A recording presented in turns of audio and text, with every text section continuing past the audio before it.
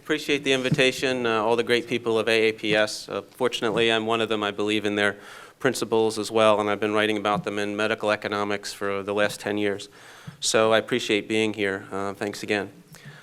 Basically, my talk, I always hated in medical school when I didn't get a handout. I always felt like there was no preparation. So you guys all have a handout, and you have two of the articles that I've written, EHR, Insurance and Government, When Do We Take Our Eyes Off the Patients, which is important. And any of you have seen doctors that use EHR, perhaps you feel that they're sitting typing on the screen. So how long have you had this problem? Okay.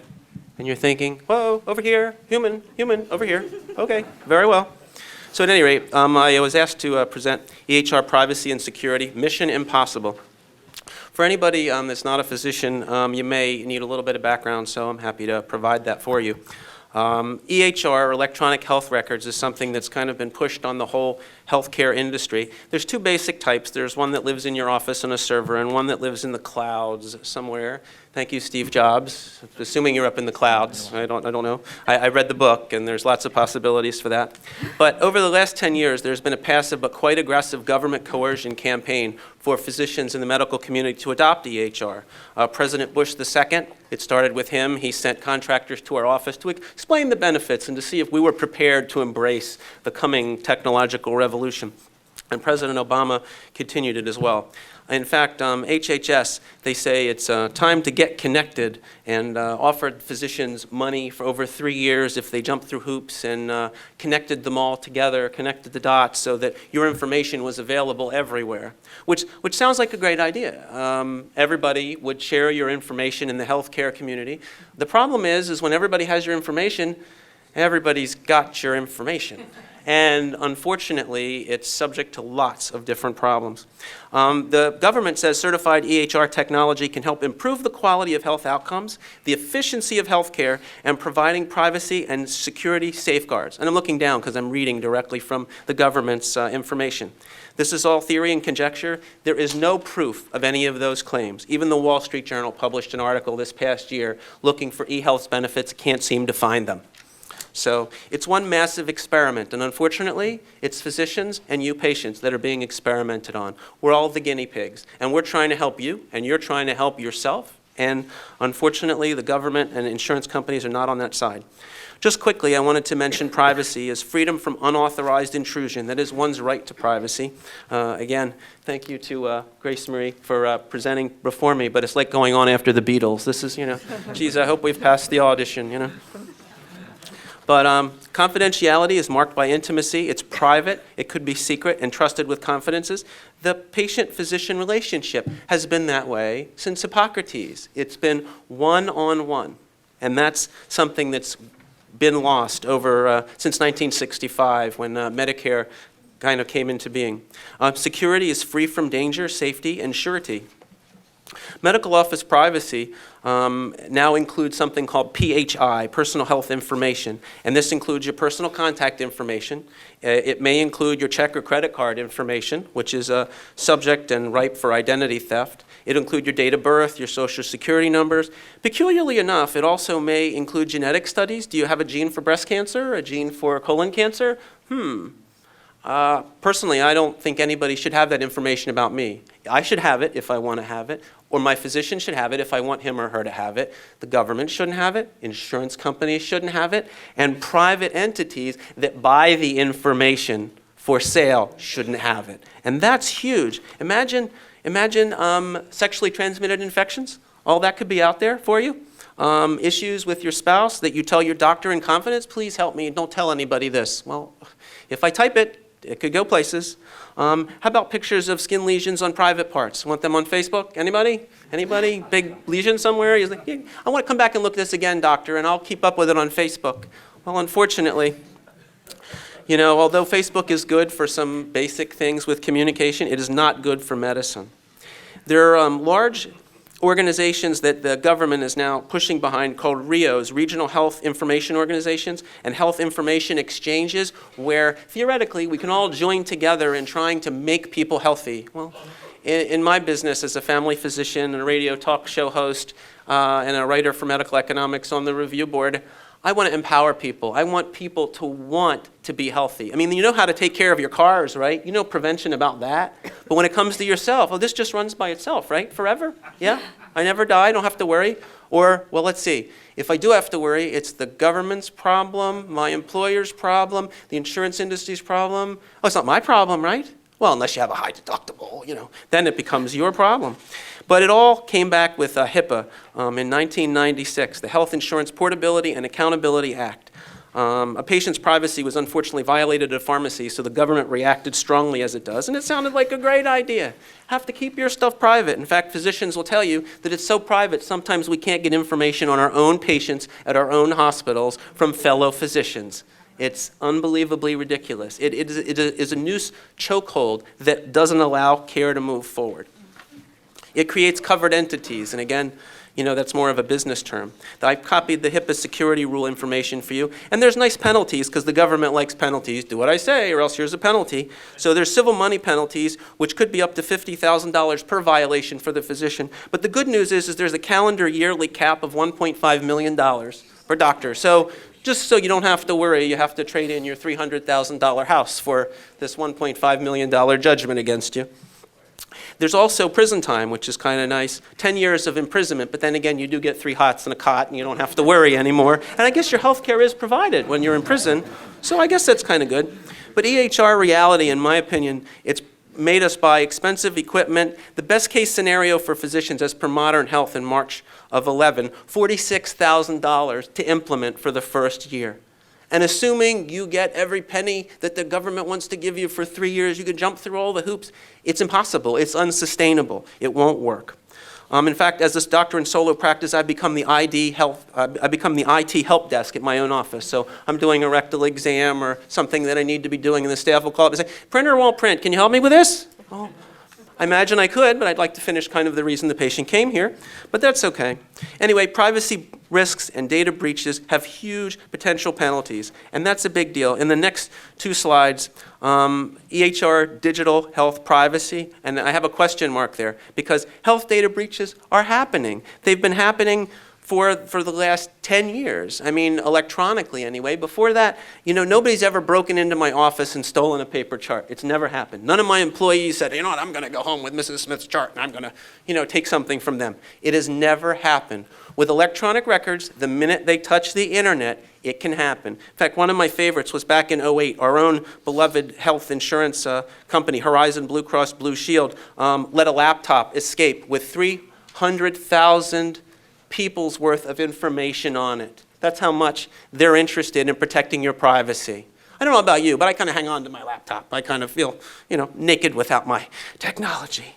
But that's just the beginning. I mean, there's data loss, there's loss of disks, there's hacking, there's stolen information, there's compromised information. The list goes on and on. According to an article on Metabid, stealing EHR data is big business. You can get more from EHR data because not only do you get all of their information to start with, you get who they are, where they are, their social, all their information that makes you you. Ladies and gentlemen, ID theft is going to happen. It is happening.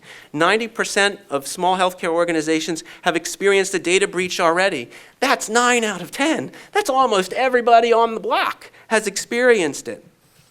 And it's just been incredible. Once EHRs are connected by large networks as part of HIEs and RIOs, which we talked a little bit about, your data is accessible by many people. So a pharmacist in Walla Walla, Washington can spy on his son-in-law's alcohol habit in New York City.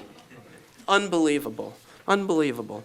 Redspin's 2011 PHI breach analysis actually was very revealing. They took the Department of Health and Human Services records from 2009 to 2011, and there were 385 breaches, and it was unbelievable. 60% of them were not even mistakes. They were malicious intent as theft or hacking. And unfortunately, you can't control that. The credit card companies can't control that. The banks can't control that. It's just a factor. Do you want your personal health information and your identities in these machines attached to everyone else in the system that's open to the internet? It's just an invitation for trouble.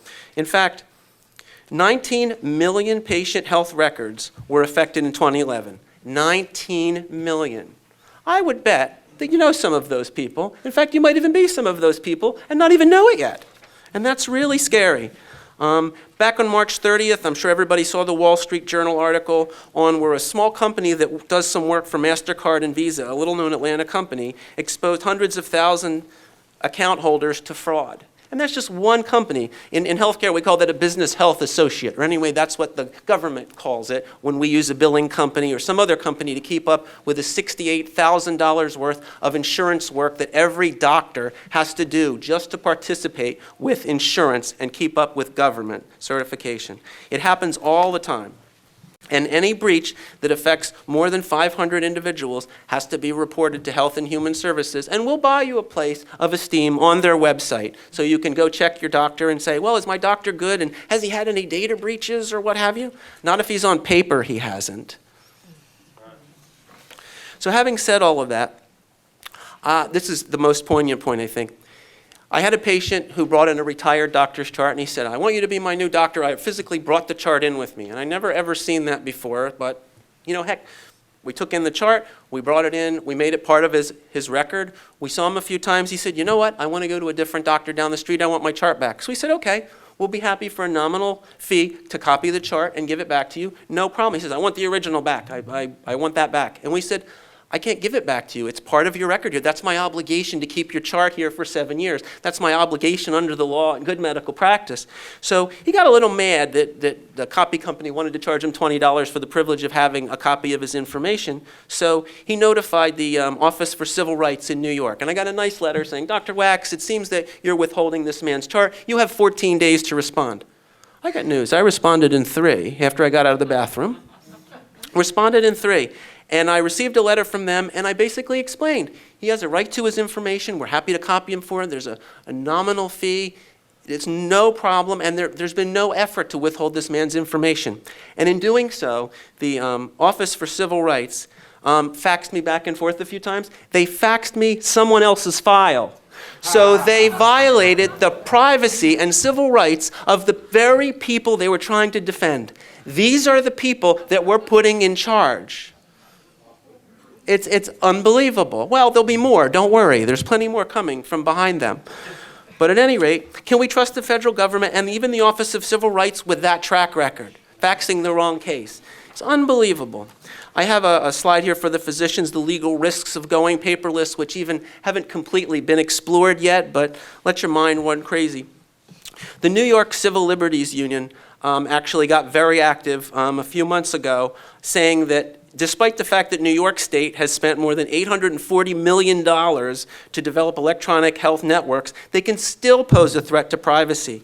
And they're lobbying for an opt-out option for people. And I think that's important because that's the American way. You should be able to opt in or opt out or be able to maintain your own boat as you see fit. And that's something that the government is taking away by leaps and bounds, and we're all allowing it to happen. And physicians are very busy. We're trying to take care of you and trying to help get your medicine prior authorized and pre-certified and every other trick the insurance company can come up to. We're really busy. But you know what?